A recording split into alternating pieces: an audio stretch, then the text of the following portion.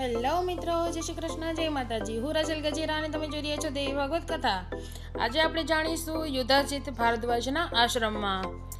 જ્યારે ક્રૂર યુધાજીત એક ઋષિના આશ્રમમાં પહોંચ્યો ત્યારે કંઈક એવું બન્યું કે તે ચોંકી ગયો. ચાલો જાણીએ. રાજગાદી માટે યુદ્ધ કરતા કરતા યુધાજીત ભારદ્વાજ ઋષિના આશ્રમ સુધી આવી પહોંચ્યો. તેના મનમાં અહંકાર અને ગુસ્સો ભરેલો હતો, પણ આશ્રમમાં શાંતિ હતી.